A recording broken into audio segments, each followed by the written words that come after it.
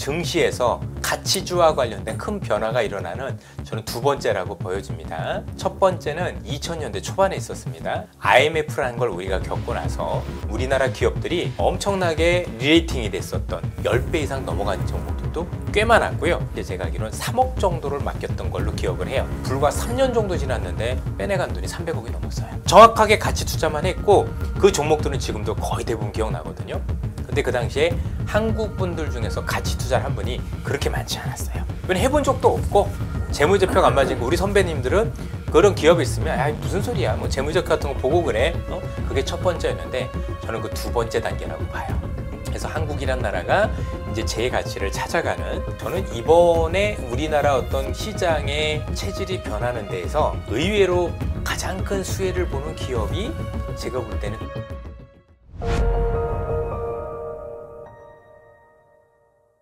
결국 지금까지 더 강했었던 요인은 해외보다도 내부 요인이 더 강했던 거지 않습니까? 우리나라 지수가 본격적으로 상승한 게 뭐 2분기 이후부터였었고, 그리고 오른 업종들을 보면 이미 아시겠지만 뭐 네이버, 카카오가 있는 그 업종, IT 쪽, 인터넷 서비스 쪽이 제일 많이 올랐고요. 그 다음으로 제일 많이 오른 게 금융주 쪽이에요. 증권, 은행 이런 쪽이거든요.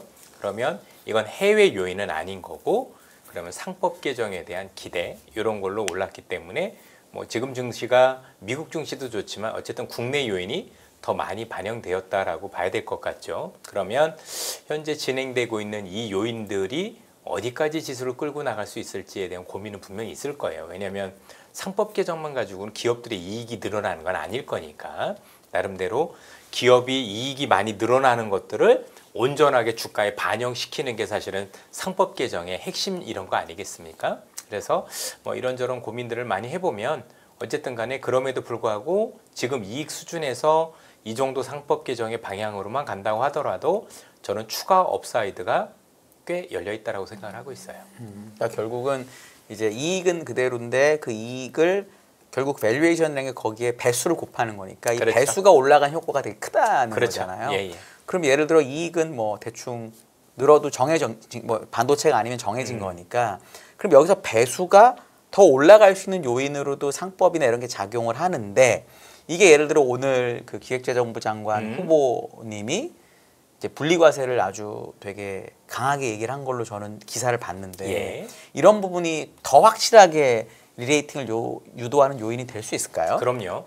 지금 우리가 이 상법 개정에 대해서 가볍게 보면 안 되는 게, 이 상법 개정에 관한 내용이 저는 크게 두 가지로 좀 말씀드리고 싶은 게, 물론 향후에 어떤 스케줄이나 하는 것들은 봐야 되겠지만 첫 번째는 뭐냐면, 첫 번째는 한국이란 나라가 생기고 나서 뭔가 증시에서 큰 변화가 일어나는, 그러니까 가치주와 관련된 큰 변화가 일어나는 저는 두 번째라고 보여집니다.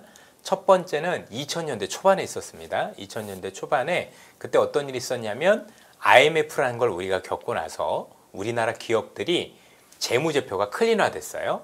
그 이전에는 재무제표가 있다고 하더라도 신뢰를 할 수가 없었어요. 분식회계도 많고 거짓말도 많아서. 그래서 실제 우리 주변에서 저 선배님들 중에서 정말 실력 있으신 분들도 실제 그 재무제표를 보고 투자했다가 낭패를 보는 경우들이 많았던 건데, IMF가 지나고 나서 완전하게 클린화가 됐어요. 그러면서 우리나라 기업들이 엄청나게 리레이팅이 됐었던, 어느 정도 리레이팅이 된 줄 아십니까? 기업별로는 10배 이상 넘어간 종목들도 꽤 많았고요. 저는 그 당시에 직접 매매를 하면서 ABN 암로를 비롯해서 여러 외국계 증권사들을 직접 접촉했던 사람들입니다. 근데 그 사람들이 처음에 와서 가치 투자라는 걸 한다는 거예요. 근데 솔직히 죄송한 얘기는 저는 생소했어요. 가치 투자라고? 한국에서? A. 그리고 나서 그 친구들이 아마 한국 돈으로 그 당시에 제가 알기로는 3억 정도를 맡겼던 걸로 기억을 해요. 본인도 주식을 하더라고요. 그죠? 그런데 불과 3년 정도 지났는데 빼내간 돈이 300억이 넘었어요. 신용 이런 거 한 건데. 그러니까 정확하게 가치 투자만 했고 그 종목들은 지금도 거의 대부분 기억나거든요. 근데 그 당시에 한국 분들 중에서 가치 투자를 한 분이 그렇게 많지 않았어요. 아마 지금 우리나라에서 그 가치 투자라고 대부라고 불리는 몇 분이 계신데 그분들이 굉장히 발군의 실력을 많이 발휘하셨었던 걸 기억을 하고, 거의 대부분의 한 90% 넘는 투자자들 또는 여의도에서 종사자들조차도 아예 못 따라갔었어요. 왜냐면 해본 적도 없고 재무제표가 안 맞은 거 우리 선배님들은 그런 기업이 있으면 아 무슨 소리야 뭐 재무제표 같은 거 보고 그래 뭐 그래서 그 당시에는 주식 관련 책이 나오면 거의 차트 책이었었어요. 네. 기술적 분석 거의 대부분이었었고 가치 투자 이렇게 한다 그런 게 거의 없었다라는 얘기죠. 그게 첫 번째였는데 저는 그 두 번째 단계라고 봐요. 그래서 한국이란 나라가 이제 제 가치를 찾아가는 그게 단순히 이제 재무제표 딴에서 문제가 되는 게 아니라 우리나라는 어쨌든 간에 기형적으로 거버넌스 즉 기업들의 지배구조 체제가 사실 굉장히 후진적으로 되어 있단 말이에요. 너무 지분도 얼마 없는 대주주가 그렇죠? 전 기업들을 장악을 하면서 이 장악한 기업들이 많이 번 돈을 주가에 그대로 반영시키는 게 아니라 대주주의 이익 또는 대주주의 가장 큰 이익은 주가가 오르지 말아야 되는 거죠. 왜냐하면 나중에 올랐을 경우 상속세를 내야 될 부분이 있으니까. 생각을 해보세요. 내가 대주주입니다. 대주주면 주식을 팔 수 있나요? 대주주니까 지분을 팔 수는 없지 않습니까? 가만히 들고 있어야 되는데 오르면 어떤 문제가 생깁니까? 내가 혹시 나중에 무슨 일이 생기면 그렇죠? 상속을 할 때 상속세가 50% 맞으니 주가가 오르는 게 싫은 거예요. 그래서 여러 가지 편법들을 동원해서 주가를 올리지 않는 방향으로 모든 정책이 갔었던 거죠. 근데 이게 중단이 된다라고 생각을 하면 그 효과가 얼마나 큰지 우리는 느껴야 됩니다. 두 번째를 더 말씀드리고 싶은 게 뭐냐면 우리나라 사람들이 해외 사람들에 비해서 전체 가지고 있는 자산 중에서 금융자산이 어느 정도 퍼센트가 되는지 아시나요? 우리나라는 부동산의 70입니다. 맞습니다. 미국이랑 예. 정확히 반대입니다. 예. 네. 미국이 우리나라는 30%가 금융자산이고 그 30% 금융자산에서도 40%가 예금입니다. 네. 그러니까 사실 거의 주식이 없는데 미국은 지금 말씀 주신 것처럼 70%가 금융자산입니다. 네. 대부분 주식이고요. 저는 거기로 가는 첫 걸음에 있다라고 보여집니다. 그러니까 이 상속세 개정으로 인해서 변하는 이 시장에 대해서 뭐 그동안 반영이 됐느니 마느니 이런 얘기도 지금 논란이 있을 수밖에 없지만 저는 조금 더 큰 시각으로 보셨으면 좋겠다라는 말씀을 드리고 그래서 우리가 여전히 부동산에 대한 어떤 선호는 죽지 않겠지만 그래도 너무 부동산으로 쏠렸던 것들 중에서 상당 수준이 이제 금융시장으로 변하는 과정이 있는데 이 중에 하나가 퇴직연금이에요. 여러분들 지금 퇴직연금 운용하고 계시지만 운용 수익률이 그렇게 좋지는 않을 거라고 생각을 합니다. 결국은 조금 더 주식 쪽이라든가 아니면 조금 더 적극적인 투자를 요하게 되는데 이를 위해서 아마 여러분들 가입하신 퇴직연금이 조만간 기금화된다는 얘기들이 많이 나올 겁니다. 이런 것들이 결국 주식시장에서 내 퇴직연금이 이제 직접적으로 운용사들에 의해서 운용되는 첫 단계인데요. 이게 여러분들 알고 계시는 80년대 중후반에 있었던 미국의 401k라 그래서 미국 퇴직연금법 401조 K항.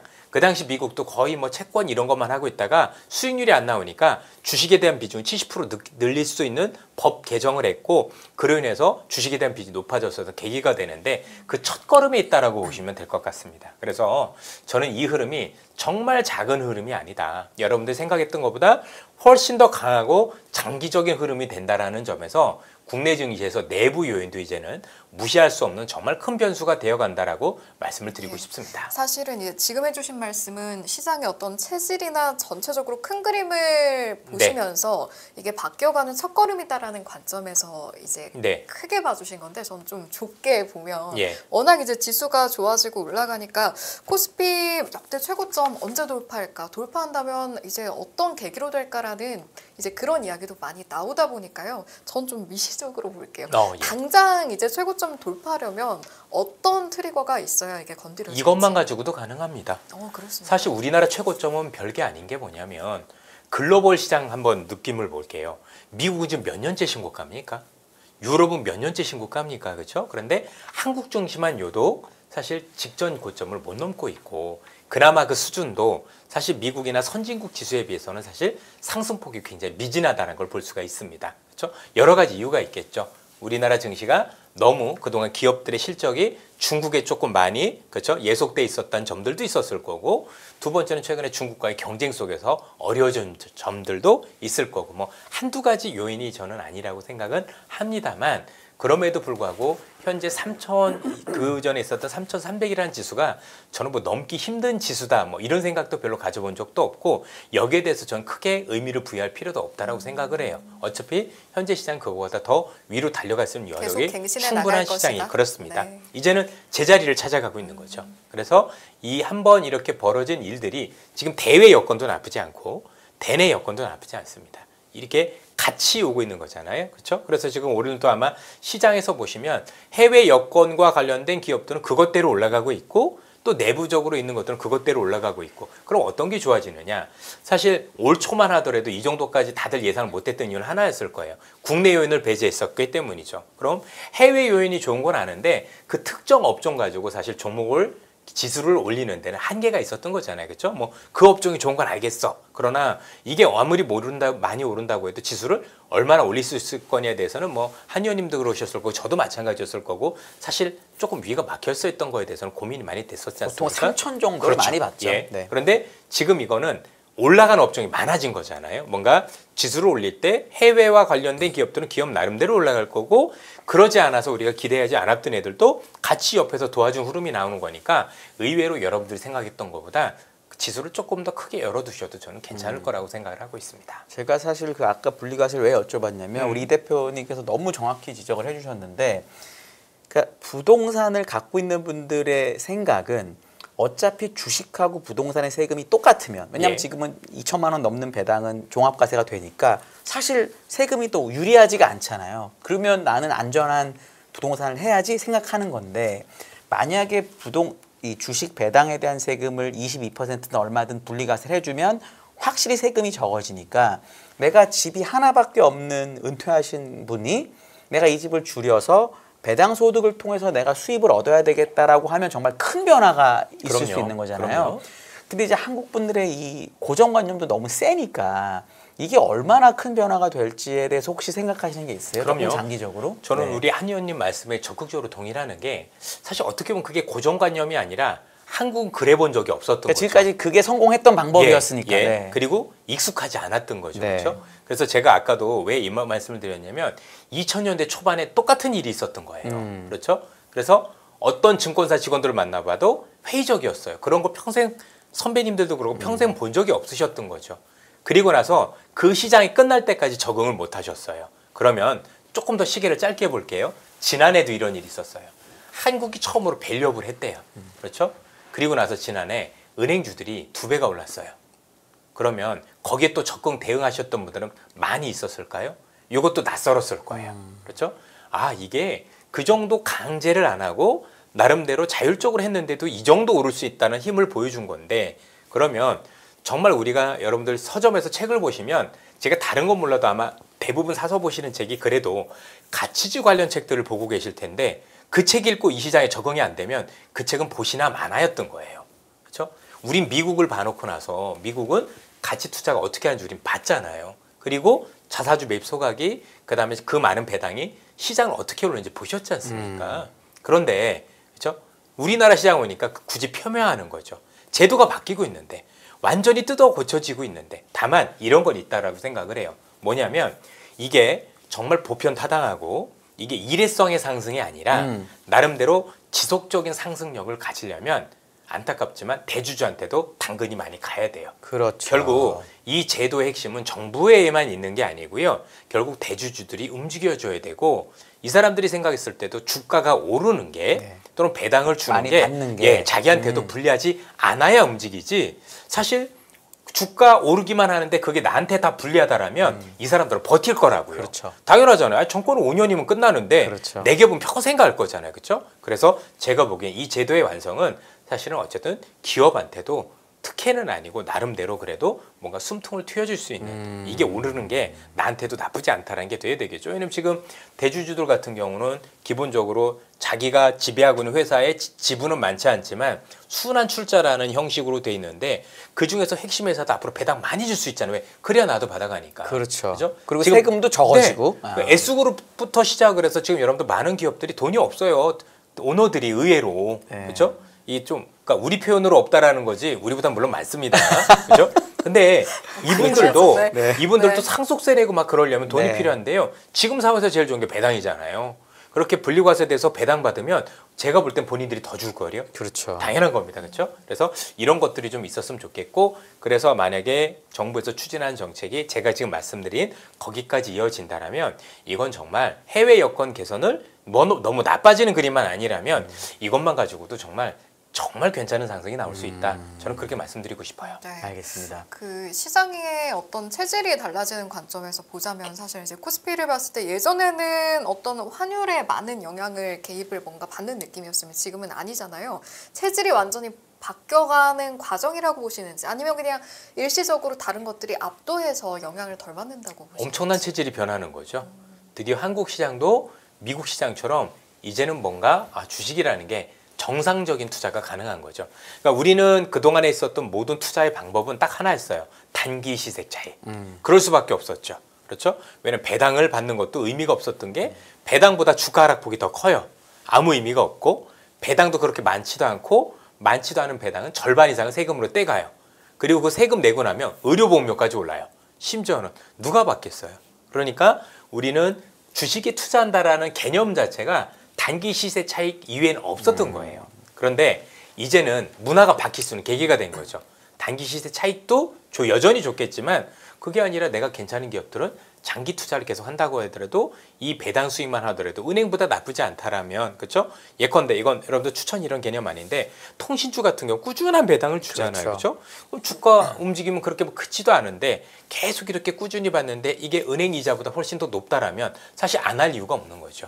이런 것들처럼 그렇죠? 거기다 기업 이익이 더 늘어나는 기업들 같은 경우 중간 배당도 주면서 이런 어떤 배당률이 더 많아진다라면 사실 더 매력도 커질 수가 있는 거죠. 그래서 사람에 따라서는 제가 볼 때는 은행 이자를 떠나서 이제는 주식시장에서 처음으로 정말 배당이라는 것으로 또 기업에 따라서는 또 자사주 매입 소각도 할 거니까 같이 엮어진다라면 주가가 그냥 올라갈 수 있는 여지도 생기는 거잖아요. 그러면 미국만큼은 아니어도 미국에 준하는 또는 선진국에 준하는 방향으로 간다는 것 자체만 해도 우리 투자 그래도 기존에 있었던 그 투자의 어떤 그 버릇이라고 그러든가 이런 습관들이 조금씩 개선되어 갈 수 있는 여지는 굉장히 크면 이거는 근본적인 체질의 변화라고 봐야 됩니다.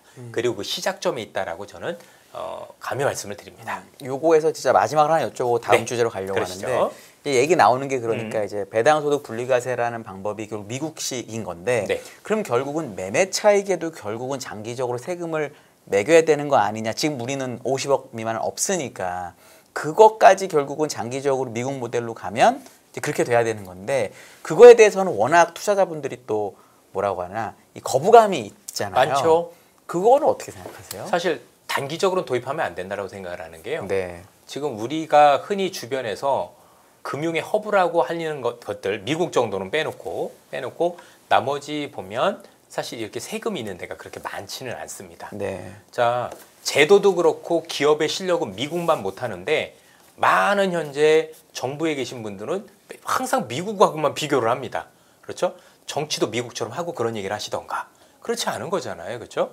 그런 점에서 뭐 놓고 보면 일단 시장이 성숙할 때까지는 굳이 찬물을 뿌리는 짓은 안 했으면 좋겠다라는 말씀을 근본적으로 좀 많이 드립니다. 웬 굉장히 중요한 부분들인 게 세금도 굳이 그렇게 먹일 필요도 없다라고 생각을 하고 왜냐면 이게 우리의 노후 자금들도 들어올 수 있으려면 어쨌든 다른 데보다는 매력이 더 커져야 되잖아요. 지금 우리가 알고 있는 이런 어떤 상법 개정 이런 게 있어 되는 거는 우리의 매력이 커지는 게 아니라 이게 우리가 정상으로 돌아가는 거예요. 그동안 비정상적으로 사실 내가 주주로서 그 기업에 투자했었을 때 받는 혜택이 아무것도 없으니 주주도 내 회사라고 생각하는 것보다 그냥 샀다 팔았다는 기업으로만 여겼을 거고요.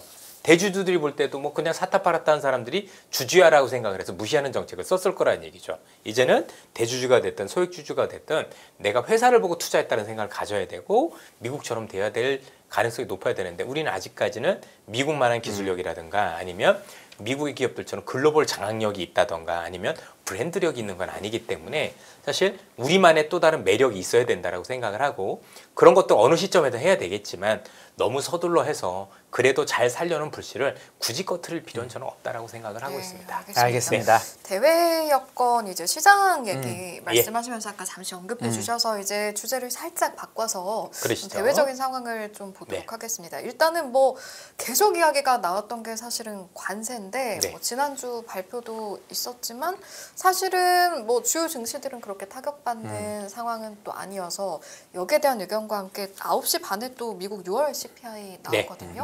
어떻게 전망하시고 뭐 곧 나올 시간이 1시간도 안 그러게요. 한 시간 남았습니다만 좀 더 남았습니다. 되게 불리하다. 네.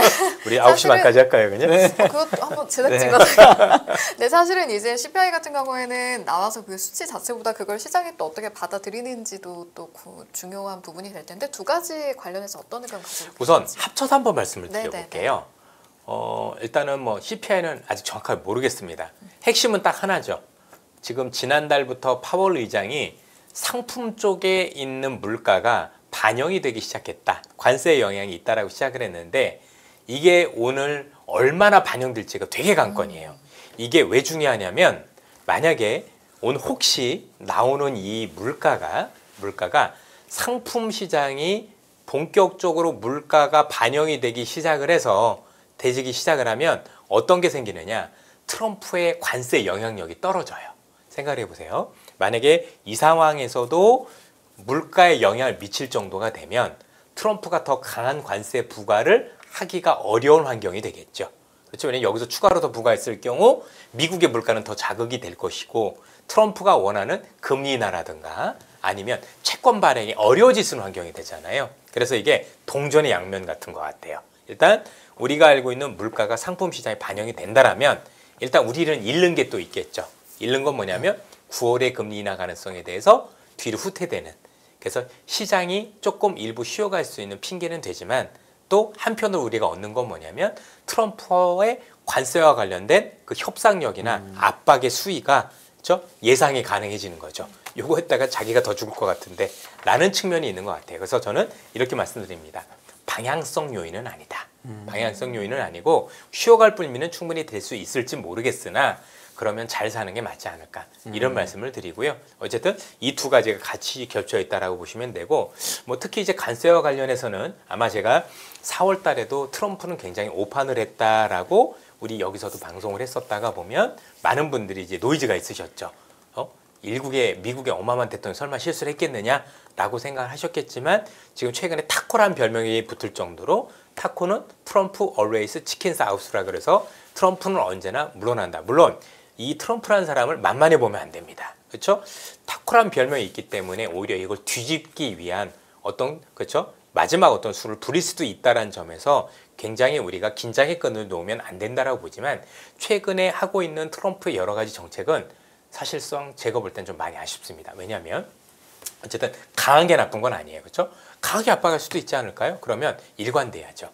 일관되고 협상을 했던 국가에 대해서는 결국 이걸 통해서 미국이 얻어내고자 하는 거는 협상을 통해서 미국에 투자를 유치를 하고 그렇지 않습니까? 미국이 더 많은 무역과 관련해서 이득을 얻어내기 위함이잖아요. 그러면 협상을 했었을 때 거기와 관련해서 보다 성의가 깊고 그다음에 더 많은 것을 주려고 하는 국가들에 대해서는 최소한 지금 관세 부과가 조금 낮아져야 되는 게 정상인 건데 지금 트럼프가 하는 거 보면 그런 국가들이 지금 더 때리고 있어요. 그러니까 지금 협상 국가들이 당황해하고 있어요. 이게 뭐야? 원칙은 뭐고 도대체 뭘 어쩌자는 건지. 제가 볼 땐 본인 스스로 앞뒤도 안 맞지만 원래도 그랬지만 이건 협상력을 높이는 게 아니라 더 어이없게 되는, 그렇죠? 그래서 뭐 어쩌자는 거지. 그래서 각국이 대응을 못하고 뭘 하자는 건지 지켜볼까? 이런 국가들이 굉장히 많아져요. 대표적인 게 일본이죠. 그렇죠? 일본과 관련해서 옛날엔 제일 말 잘 들었던 국가가 봐주지도 않고, 그렇죠? 오히려 협상을 열심히 잘했더니 한국보다 더 높아지는 결과가 나오면 여러분들 같으면 누가 협상을 하겠어요? 그럼 이제 끝까지 한번 가볼까 이럴 수도 있죠. 여러분들 그리고 중요한 건 시간은요 트럼프 편이 아니에요. 왜냐하면 만약에 이 여름을 넘기면 트럼프가 굉장히 곤란해지는 게 여름을 넘어가는 순간부터는 많은 분들이 아시겠지만 지금부터는 크리스마스 시즌에 어떤 물건들을 지금부터 오더를 해야 되거든요. 근데 이 크리스마스 시즌에 대한 오더를 높은 관세를 하게 되면 트럼프는 내년 선거에서 이기지 못해요.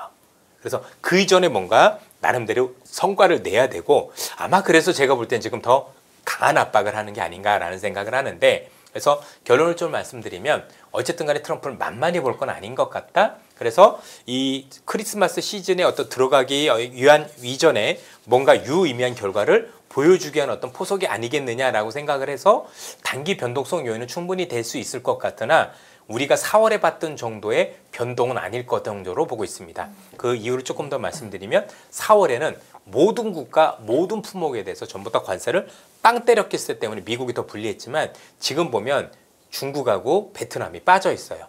베트남하고 뭐 서로 얘기는 다르지만 어쨌든 협상이 됐고 중국 같은 경우 히토리 협상 때문에 미국이 불리한 위치에 서 있었습니다. 그렇게 해서 보면 지금 현재 중국과 베트남이 어느 정도가 해결이 됐다는 얘기는 생필품과 관련된 그렇죠 이슈는 없다라는 얘기가 되겠죠. 그다음에 멕시코와 관련해서도 별 문제가 없어요. 지금 뭐 보면 멕시코와 관련해서 뭐 30% 40% 때렸다라고 하지만 여러분도 아시겠지만 그 북미 협상과 관련된 품목들은 아직도 전체적으로 면제라서 전체 품목 중에서 40%는 여전히 무관세로 들어오고 있단 말이에요. 그렇게 보면 트럼프가 저렇게 목리를 부릴 수는 있겠다라고 생각을 합니다. 하지만 중요한 건 관세는 수단일 뿐이지 트럼프가 원하는 목적은 아니라는 걸 볼 때 뭐 혹시 이것 때문에 좀 시장이 쉬어가면 그냥 조금 더 담는다 정도로 말씀을 드리고 싶고 어차피 이게 내년까지 가고 길게 가고 이럴 이슈는 아니라고 봐요.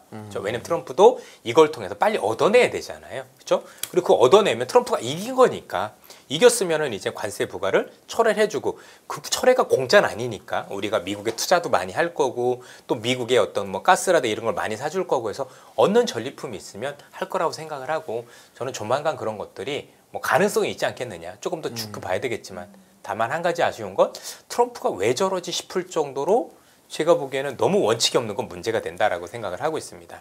다시 한번 말씀드리지만 트럼프가 이렇게 원칙이 없게 되면은요 나중에 트럼프 정부가 끝나고 나면 이건 다 되돌려줘요. 그렇죠? 뭔가 협약이라는 게 국제적으로 뭐 신뢰가 있고 지속가능한 뭔가를 해야 되는데 아니다라는 거죠. 예. 이 관세에 대해서 하나만 더 여쭤보면 이게 일본하고 사실 관세가 잘 될 것 같다 안 된 게 저는 사실 일본의 이 참여연 선거가 되게 중요하다고 보는데 그렇죠. 7월 20일에 있었죠. 결과가 나오니까 이시바 입장에서도 양보를 할 수가 없는 거죠. 왜냐하면 일본은 의원 내각제 국가니까 맞습니다. 지면 날아가잖아요.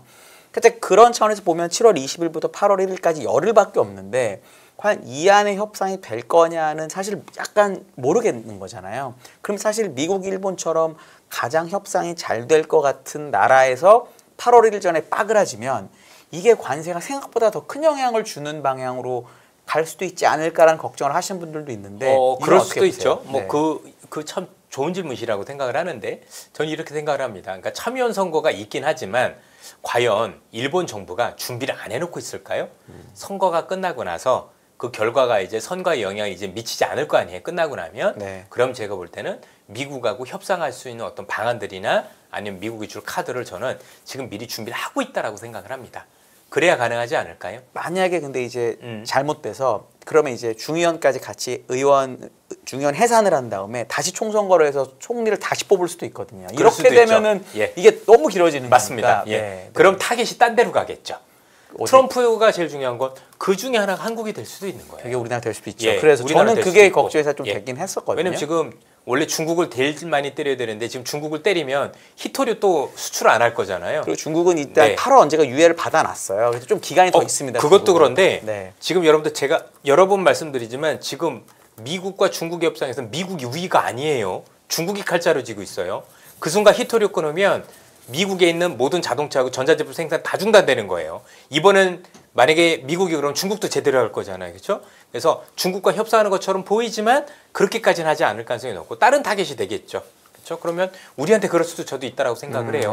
근데 그런다라고 해서 한국의 지수가 많이 빠질 거냐? 전 그렇지는 않을 거라고 봐요. 네. 왜? 그래봐야 자동차 빠질 거지 않습니까? 네. 자동차가 언제 주도주였나요? 뭐 그렇죠? 아니, 반도체 어차피 같은 아닌데. 거에는 안 매길 것 같다. 그래도 반도체 먹인다고 하더라도 반도체 어차피 미국에 없는데 네. 미국이 손해지 우리가 손해일까요?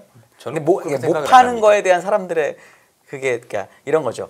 HBM이 꼭 필요한데 정말 꼭 필요하잖아요. 근데 한국도 그 못 파는 기간도 되게 괴롭잖아요. 그러니까 자동차야 뭐 없어도 미국이 그만인데 이런 느낌 약간. 지금 만약에 미국의 HBM을 확보를 못하면 AI 투자가 안 될 텐데 그게 그런 일을 할까요? 그러니까 누가 더 괴롭냐의 싸움이긴 하죠. 못 파는 나라가 괴로운 거냐, 잠깐 못 받는 나라가 괴로운 못 거냐. 받는 나라가 더 괴롭습니다. 더 괴롭다고 보시나요? 그렇습니다. 어차피 우리는 우리밖에 없는 거잖아요. 그쪽하고 네. 그렇죠? 결국에는 우리 거 사갈 건데 우리도 근데 미국에밖에 지금 못 팔고 있으니까 그 HBM은 사실은. 예. 결국 미국 그 투자를 잠깐 뒤로 미룬 거지 안 하는 건 아니지 않습니까? 네. 그러니까 그걸로 인해서 수출이 줄어든다가 아니라 일시적으로 줄어드는 게 이연돼서 결국 다 나갈 거잖아요. 네. 그럼 사실 총량에는 변화가 없다라고 봐야 되겠죠. 그러면 약간 그 이연되는 기간에도 어쨌든 안 나간다는 뉴스가 있을 수 있지만 그게 우리나라에 큰 영향을 줄 것 같지는 않다. 금방 회복될 것 같아요. 그렇게. 예. 항상 관세가 문제가 될 때 언제냐면 대안이 있을 때예요. 그렇죠? 관세를 통해서 딱 했는데 그래 한국 거 안 사. 일본 거 사야지. 한국 거 안 사. 미국 거 사지 여야 되는데 그런 대안이 없잖아요. 아예 없잖아요. 그죠? 우리 거 없으면 어차피 안 되는 건데. 네, 그런 아주 조금 빼고는. 그런 경우는 추세적인 영향을 미치지 않아요. 알겠습니다. 대안이 있으면 추세적이겠죠. 그렇죠? 네. 예를 들면 자동차는 그럴 수 있죠. 한국 거 안 사? 뭐 미국 거 사면 되지. 네. 이건 영향이 있을 수 있죠. 그 품목에 대해서는. 그럼 반도체는 그게 아니지 않습니까? 그래서 우리나라가 못 판다는 뉴스가 나오더라도 충분히 그거는 소화가 될 거다 시장에서. 뭐 일정 부분 된다고 하더라도 일단 왜냐하면 전자는 어차피 안 팔고 있잖아요. 그러니까 이제 그 영향이 있겠습니까? 그러니까 그렇죠? 이제 이쪽에 대한 그렇죠? 거니까. 예. 알겠습니다. 왜냐면 전자는 머리 긁을 거다 어차피 없는데 뭐. 네, 그럼 전자 안 사실은 빠지고 예. 기업 이게 좋은 겁니까 나쁜 겁니까? 아예 수출업종을 좀 주력으로 하는 기업 150개를 대상으로 조사했을 때는 사실은 15% 관세 넘어가면 우리는 수출 타격 받을 거다, 버티기 어렵다라고 나오긴 했는데 그건 기업들 입장이고 대표님께서 보시기에는 그러면 아 그럼요. 충분히 안 좋죠. 그렇죠? 예. 그리고 지금 미국에서도 오늘 뭐 물가가 영향을 미칠 수도 있고 안 미칠 수도 있는데 네. 만약에 물가에 영향을 미치지 않았다라면 그건 미국 기업들이 참아준 거예요. 그렇죠? 이게 관세에 대한 영향이 그러니까 관세 협상이 오래가지 않을 거라고 생각을 해서 일부 손해를 감내하고 제품 가격을 올리지 않았을 가능성에 해당한다고 저는 보거든요. 근데 기업들 입장에서 이게 감내할 수 있는 기간이 길지는 않지 않습니까? 보니까 트럼프가 언제 할지 이제 모르겠고 더 길어질 수 있다라고 보면 어느 순간에부터는 인상할 수도 있는 거잖아요. 그래서 저는 원래 생각보다 빨리 보긴 했었는데 뭐 제 생각대로 되지는 않았고요. 제 생각이 틀린 거죠. 어쨌든 간에 한 번은 이것 때문에 시장에 영향을 받을 수는 있다고 생각을 해요. 어쨌든 트럼프가 빨리 끝내줬으면 좋겠어요. 트럼프가 이기든 뭐 지든 나름대로 소기의 목적이 있을 텐데 그러려면 강하게 하는 게 중요한 게 아니라 강하게 하는 것만큼 중요한 게 원칙 있는 게 더 중요해요. 그렇죠? 강하게 했는데 이 정도 내가 성의를 표하니까 관세를 면제시켜 주더라. 그리고 최소한 성의가 더 있는 국가들은 관세가 덜 먹여지더라 해야 협상이 되는 건데 성의가 있어도 먹이고 없어도 먹이고 그럼 답이 없잖아요. 그렇죠? 지금 이런 식이면 어떤 경우에서도 이게 안 돼요. 특히 여러분들 브라질한테는 뭐 때문에 먹였는 줄 아시죠? 정치적인 이유로 먹인 거예요. 그렇죠? 그게 뭐야? 그러니까 갖고 그러니까 가만히 있잖아요. 그죠? 저 아저씨 어디까지 어떻게 할 건지. 그러니까 지금 협상을 안 하는 게 해도 또 때릴까 봐. 일본이 안 했던 것도 아니고 그죠? 했는데 또 때리면 하나만 하잖아요. 네. 그럼 뭐 하러 해. 그렇죠? 그러니까 뭔가 제대로 이제는 중심되는 국가 중에선 표준이 한 번은 나와줘야 돼요. 그렇죠? 이 정도 어느 정도 했더니 나름대로 이와 관련해서 이 정도 혜택을 주더라라는 게 기준이 나와야 되는 거지. 뭐 협상을 해도 때리고 협상을 안 해도 때리고 계속 이런 식은 문제가 되겠죠. 그래서 저는 최소한 강하게 압박하는 만큼 중요한 게 어쨌든 일정한 원칙을 가지고 이제는 나름대로 협상 결과에 따라서 관세를 어떻게 해줄 건지에 대한 청사진은 보여줄 필요가 있다. 이런 말씀 드립니다. 네, 알겠습니다. 다음 질문도 네. 드려볼까요? 네. 그 일부에서도 얘기를 잠깐 했는데 이제 금리가 많이 올라가면 뭐 예를 들어 보통 밸류에이션에도 악영향이 있고 뭐 맞죠. 어떤 분들은 뭐 성장주에 나쁘다고 주장하는 사람도 여러 가지가 있잖아요. 근데 이제 미국 금리가 사실 지금 잘 안 빠지고 있고 일본은 오르고 있잖아요. 이걸 어떻게 해석하는 게 좋으며 이게 조정의 빌미가 될 것인지에 대해서는 혹시 어떻게 생각하세요? 저는 동의합니다. 사실 제가 여러 차례 나와서 지금 제일 안 좋은 게 금리라고 말씀을 드리고 있고 지금 일본, 영국, 아마 미국 이 세 나라가 재정 적자가 굉장히 심하고 그렇죠? 이전에 비해서 빚을 갚을 수 있다라는 나름대로의 어떤 그 신뢰가 많이 무너지면서 금리가 많이 안 떨어지는 게 첫 번째고 두 번째는 지금 미국이라는 국가는 이미 아시는 것처럼 체질을 변화시키고 있잖아요. 그렇죠? 기존에 있던 체질은 뭐냐면 세계화가 체질이었었어요. 세계화는 비용을 아끼는 게 세계화예요. 조금 더 비용이 낮은 지역으로 한국에서 중국으로 중국에서 베트남으로 더 물건을 싸게 만드는 게 세계화였단 말이에요. 그렇죠? 그럼 그때는 물가에 대한 걱정이 없었겠죠. 근데 지금은 미국 안에 제조업을 한다는 것 자체가 높은 비용을 수반하는 행위가 되는 거지 않습니까? 그러면 일정 수준 사실 물가가 아래로 떨어지기 어려운 상황인데 이런 상황에서 빚은 너무 많고 근데 트럼프는 돈을 더 쓰고 싶어하고 쓰는 것까지는 좋은데 거기다 감세까지 해서 덜 걷고 이러다 보니까 시장에 많은 문제가 생기는 거거든요. 그런데 하필 여기에 각국을 압박하는 수단이 또 금리나 물가를 올릴 수 있는 또 그쵸? 우리가 하는 관세고 이러다 보니까 여러 가지가 꼬여 있죠. 그래서 아마 우리가 한 2, 3년간에 걸쳐서 시장이 어떤 식으로든 조금 쉬어가는 국면들이 나온다라면 저는 그게 대부분 금리일 가능성이 높고 그래서 그 금리가 일정 수준 제가 볼 땐 우리의 발목을 잡는 일들이 여러 차례 일어날 거라고 생각을 하는데 뭐 그 시점을 딱 하기는 그렇고요. 뭐 트리거가 있긴 있을 거예요. 그게 소비자 물가 지수가 될 수도 있을 것 같고 아니면 뭐가 될 수도 있을 것 같고 여러 가지 측면에서 저는 굉장히 주의를 많이 기울인다. 그래서 제가 요즘 최근에 많은 분들에서 세미나를 하면서도 그래서 우리가 채권 투자를 옛날처럼 하면 안 된다. 뭐 미국채 투자가 나쁘다라는 게 아니라 장기물에 대해서 조금 더 심사숙고를 해야 되고 나름대로 중간에 돈이 정말 특정 시점에 필요한 사람 입장에서는 투자를 지향하는 게 맞지 않나. 그리고 이제 전체적으로 놓고 본다고 하더라도 국채와 관련한 목표 수익률도 제가 볼 때 조금 낮출 필요가 있다. 이렇게 말씀을 드립니다. 만약에 그러면 미국채 금리가 지금 4.4, 한 4까지 다시 왔는데 보통 지금 채권 담당 애널리스트 분들이 얘기하는 고점이 4.5% 정도가 많더라고요. 예. 대표님이 보시기에는 미국채 10년물 고점이 어느 정도면 그래도 이 정도면 얼추 다 올라간 것 같다는 어느 정도 느낌 있으세요? 사실 뭐 정확하게 말씀드리기는 어렵지만 트리거가 되는 수준은 4.7인 것 같아요. 혹시 어떤 근거로 4.7이라고 그게 나름대로 그 전고점 정도가 되는 거고 네. 그때가 뭐가 걸려 있냐면 여러분들 CTA 펀드라고 알고 계시죠? 네. 일명 퀀트 펀드들 그렇죠? 프로그래밍들이 많이 돼 있어요. 이 정도까지 올라오면 좀 주식을 좀 많이 쏟아내라는 프로그램들이 많이 돼 있거든요. 금리가 높으니까 주식 팔고 채권 사는 얘기겠죠. 예. 그리고 지금 4.5에서 갑자기 그 정도로 갑자기 급등이 할 정도면 하여튼 금리를 단기간에 급등시키는 어떤 요인들이 생긴 거잖아요. 그렇죠? 그래서 일시적인 조정 요인이 되겠죠. 참고로 그 퀀트 펀드들이나 CTA 펀드들은 뭐 생각하는 펀드들이 아니라 그대로 프로그래밍이 돼 있는 겁니다. 그래서 최근에는 방향성 요인이 아닌 경우가 굉장히 많죠. 어쨌든 간에 프로그램이 돼서 나오는 건 우리가 피할 수는 없으니 그런 것들이 어떤 그 기준선이 된다. 그래서 4.7 정도 이상 가면 사실 그 이전 해에도 아마 4.5로 넘어서 4.6을 달려가고 있으면 시장은 긴장하겠죠. 네. 그렇지 않겠습니까? 근데 그 요인이 분명히 있을 거니까 매일매일 채권을 보시는 분들이 4.5라는 레벨을 넘어서 올라가면 야 이게 이런 영향인데라면 과연 시장이 온전할까요? 그때부터 조금 비실비실 맞기 시작을 하겠죠. 네. 그렇죠? 예. 대신에 그 요인이 뭐가 될지는 조금 더 우리가 지켜봐야 되는데 어쨌든 이제는 저도 뭐 채권을 하는 사람은 아니지만 미 국제 시장에 대해서는 항상 귀를 기울이고 볼 필요는 있겠다. 그렇게 말씀을 드립니다. 네, 알겠습니다.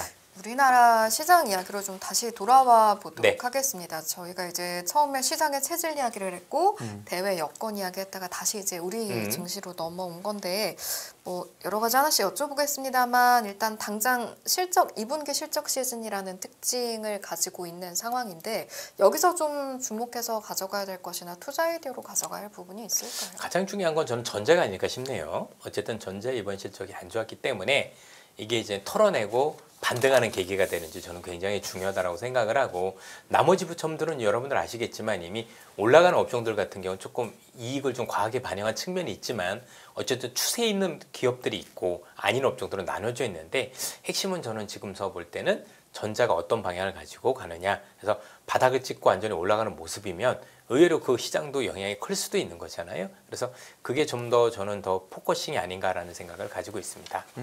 그리고 아마 많은 투자자분들이 이런 생각도 하실 거예요. 야, 경기가 이렇게 안 좋은데 주가 오르는 게 맞아? 그런 생각 많이 하실 수 있지 않을까요? 우리나라 경기가 얼마나 어려우면 특히 소상공인분들, 영세업자분들, 그다음에 우리 서민분들 진짜 어려우시잖아요. 그렇죠? 갈수록 더 어려워지고 계시는 것 같고 그래서 한은도 금리를 내리고 있는 거고 이번 달에는 우리가 알고는 부동산 때문에 내리진 못했지만 어쨌든 추가적으로 내리겠다라고 하고 근데 주가는 많이 오르니까 그죠? 머릿속에서는 이게 맞아? 라고 생각할 수 있는 거죠. 근데 이게 되게 웃겨지는 현상들이 뭐냐면 그분들이 어려움으로 인해서 금리는 내려갔죠. 그렇죠? 그러니까 금융시장에서 유동성이 넘치는 환경은 좋아졌죠. 그런데 서민들이 아닌 큰 기업들은 여전히 실적이 나쁘지 않거든요. 그렇죠? 그래서 이 큰 기업들이 주가가 더 올라갈 수 있는 자양분을 어떻게 보면 우리 어려운 소시민들이 사실 받쳐주고 있다고 봐도 과언이 아닐 거예요. 그래서 저는 좀 걱정되는 게 이 현상이 지속되면 양극화는 더 벌어져요. 계속해서. 그렇지 않겠습니까? 그렇죠? 그래서 그런 걱정은 좀 됩니다. 어쨌든 간에 지금 현재 진행되고 있는 이 상황은 금융시장과 실물시장의 괴리가 더 많아질 거다. 경기는 조금 더 어려운 것 같은데 주식시장이 계속 오르는 이 괴리 현상들이 계속 나타날 건데 여기에 대해서는 항상 금융시장이랑 온라인에 있는 이 기업들은 서민을 대변하는 기업들은 아니다라는 거죠. 그렇죠? 그러다 보니 내가 느끼는 피부 경제와 다를 수 있다는 점들을 꼭 인지를 하시고 시장을 바라보시면 좋을 것 같습니다. 알겠습니다. 예. 다른 업종 조선 방산주 이야기도 좀 앞서도 해보려고. 좀 얘기하셨던 것 같은데 그렇죠? 네, 맞습니다. 예. 조선방산의 아버지시니까 오늘 아버지에게 질문하는 느낌으로 제가 하겠습니다. 아버지. 네. 아, 제가 해주세요. 하겠네요. 예, 아니 하실까요? 해주시겠어요 저희가. 좋습니다. 조선방산주가 이제 보니까 한참 좋았을 때가 있었고 또 한풀 꺾이나 싶다가 막판에 이제 뭐 방산주 같은 경우에는 오늘 코스피 신고가 나온 것들도 있긴 했는데 그 분위기나 흐름 자체가 잘 뛰다가 지금은 좀 살짝 꺾이기는 했잖아요. 최근에 어떤 흐름에 대한 총평부터 질문을 시작해볼게요. 사실 뭐 그동안 많이 올랐으니까 조금 쉬어가는 데 대해서는 이견이 없죠. 왜냐면 지금부터는 무조건 들고 가겠다라는 분들보다도 이제는 팔겠다라는 분들도 많이 늘어난 게 사실입니다. 그렇죠? 아무리 저희가 좋다고 얘기한다고 하더라도 뭐 수십 배씩 오르죠. 뭘 여기서 무조건 사세요라고 말씀드리는 것도 사실 무책임한 일이 될 수도 있다라고 보여지지 않습니까? 그런데 이 두 업종은 우리나라 애널리스트 분들이 단순히 평가할 수 있는 업종들이 아니에요. 결국은 이 산업의 주가 상향을 결정하는 건 글로벌 변화지 않습니까? 예컨대 뭐 지금 상황에서 전쟁이라는 게 조금 더 커진다라면, 그렇죠? 그로 인해서 또 편이 많이 갈리고 더 많은 무기 수요가 지금 더 필요할 수 있는 환경이 되면 사실 방사는 더 많이 갈 수도 있는 거지 지금 상황만 놓고 비슷하다 안 비슷하다라고 얘기하기는 잠깐 굉장히 곤란할 수 있다는 얘기인 거죠. 왜냐하면 지금 여러분들 우크라이나 전쟁이 트럼프만 들어오면 빨리 끝날 거라고 생각하는데 지금 상황 보면 어떤가요? 뭔가 조금 더 확대되는 그림으로 가고 있는 것 같고 유럽에 있는 몇몇 국가들이 드디어 징병제를 하는 국가들도 늘어났고 일부 국가는 여성분들까지 징병제 포함시키는 국가들도 늘어나고 있는 거잖아요. 그렇게 병사들이 늘어난다는 얘기는 무기 수요가 여전히 있다는 얘기인 건데 질문을 살짝 바꿔보면 꺾일 요인이 존재한다고 보시는지요? 아직까지는 아닌 거죠. 아직까지는 아닌 거죠. 그렇죠? 원래는 그렇게 생각을 했었는데 트럼프가 들어오면 그럴 수도 있겠다. 예컨대 어쨌든 간에 러시아 우크라이나 전쟁 휴전으로 들어가면 그건 사실 차익 실현 요인이 맞지 않습니까? 그렇죠? 그런데 더 커지고 있는 모습들인 거잖아요. 그리고 트럼프가 러시아를 자극하지만 솔직히 트럼프가 러시아를 제재할 수는 없거든요. 한다고 하더라도 러시아도 아닐 거고 그렇죠? 이미 우리가 알고 있는 트럼프의 어떤 러시아를 어떤 장악할 수 있는 그런 여력이 없다라는 걸 이미 우리 시장에서 보고 있지 않습니까? 국제 관계라는 게 그런 쉬운 일이 아닌 거잖아요. 그렇죠? 그렇게 보면 나름대로 만약에 이런 러우 전쟁 그로 인해서 유럽의 긴장감이 더 커지면 사실은 방산 쪽은 더 달라질 수도 있는 거죠. 그렇죠? 그리고 뭐 이쪽뿐만이 아니라 지금 대륙별로도 지금 전쟁의 기운들이 계속해서 확산되고 있는 편이라서 지금 나름대로 또 이번에 단순히 전쟁이 있었던 것뿐만이 아니라 양상이 바뀐 거지 않습니까? 예컨대 우리나라만 하더라도 기존에 살려고 했었던 아파치 헬기를 추가 도입하는 것을 무산을 시키고 드론 중심으로 많이 바뀐다라고 하잖아요. 그런 변화들이 있으니까 그 변화와 관련된 무기 체계는 사실 각국이 없기 때문에 사실은 이것과 관련해서 무기 체계를 완성해야 될 필요성이 있을 거고요. 거기에 대한 수요가 있는 기업들은 저는 기업마다 많이 다르다라고 생각을 합니다. 알겠습니다. 그리고 또 많이 오른 게 이제 금융이잖아요. 예. 그래서 옛날에는 밸류업이라는 표현을 쓰고 지금 이제 뭐 부스트업이라는 얘기가 나오고 있는데 사실 제가 입사할 때 제가 입학했던 회사의 주식이 지금 보니까 한 20배쯤 올라 있더라고요. 네. 그러면 손이 이게 나갈 수도 있고 안 나갈 수도 여러 가지가 있는데 예. 그런 거를 아까 얘기한 그 배당소득 분리과세랑 맞춰서 봐서도 그럼에도 불구하고 이거는 충분히 더 갈 수 있다라고 보시는지 아니면 이게 규제 산업일 수도 있잖아요. 금융이라는 건 너무 돈을 많이 벌면 정부에서 뭔가 이렇게 들어올 수 있으니까 그런 차원에서 얘는 조금 주춤할 수 있는 거지. 그건 어떻게 보세요? 우선 앞서도 제가 여러 업종을 말씀드렸지만 추천의 개념은 아니고 그럼요. 네. 제 개인적인 생각이라는 점들을 꼭 말씀을 드리고요. 네네. 저는 이번에 우리나라 어떤 그 시장의 그 상법 개정을 해서 체질이 변하는 데에서 의외로 가장 큰 수혜를 보는 기업이 제가 볼 때는 금융 쪽이 아닐까라는 생각을 여전히 가지고 있습니다. 아직도 그러니까 업사이드에 대해서는 그래도 조금 더 열려 있는 거 아닌가라고 조심스럽게 이렇게 말씀을 드리는 게 일단은 이번의 규제가 돈을 못 벌게 하는 규제가 아닐 가능성이 높다라고 봐요. 그 뭐냐면 버는 만큼 그걸 주주환원에 쓰라고 얘기할 수도 있지 않을까요? 그렇죠? 벌긴 버는데 그렇죠?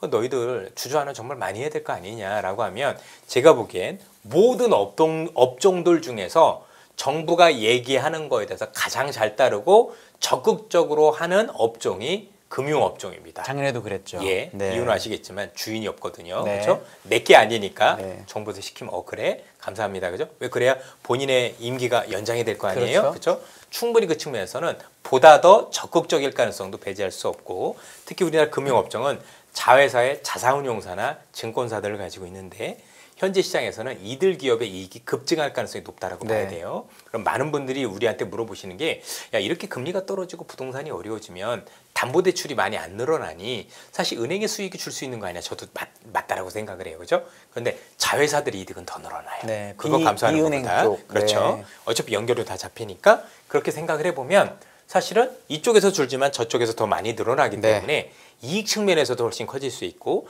밸류과 관련해서는 보다 적극적인 액션을 취할 가능성이 높다라고 보면 의외로 제가 볼 때는 다른 업종들보다도 조금 더 업사이드를 열어두는 게 저는 맞지 않을까라고 개인적으로는 그렇게 한번 생각을 해봤습니다. 네, 예. 알겠습니다. 다음 이야기는 황제주 이야기를 해보려고 하는데 이 황제주라는 게 그러니까 한 주당 100만 원 이상이 넘어가는 이제 주식들을 우리가 황제주라고 하는데 뭐 요즘에 기사 보면 황제주 전성시대 100만 원 넘어서 많아졌죠. 네, 이제 뭐 지금 이미 황제주인 음. 것들도 있고 황제주 후보군인 것들도 있으니까 그럼 이 시점에 여쭤보고 싶은 건 왜 황제주가 이렇게 늘어가고 있는 건가? 왜 그런 거예요?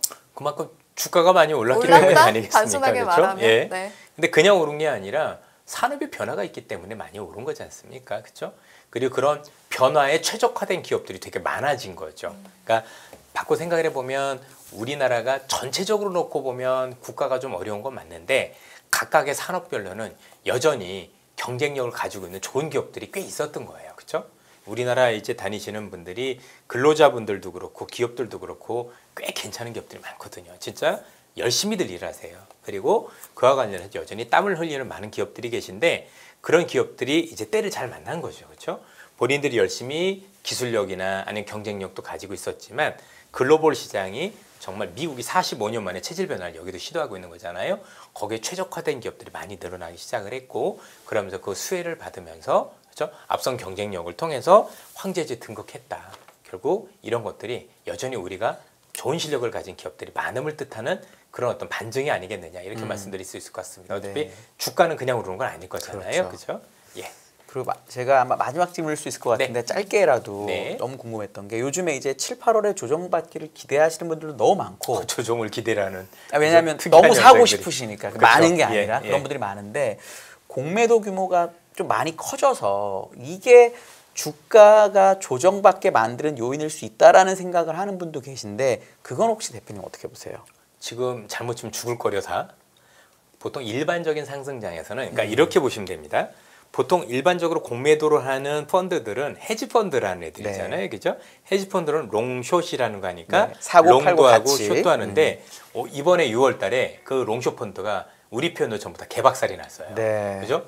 롱 언니한테 다 진 거죠. 숏 네. 쳤던 것들 전부 다 급등을 하면서 정말 힘들어졌거든요. 그러면 이렇게 우상향하는 시장에서는 그 롱숏 펀드의 숏이 잘 먹히질 않아요. 네. 그래서 제가 볼 때는 지금 잘못해서 숏 쳤다간 제가 볼 땐 정말 낭패를 볼 가능성이 굉장히 높다. 그래서 현재 있는 그 숏이 시장의 방향을 가로막진 않을 것 같다는 말씀을 드립니다.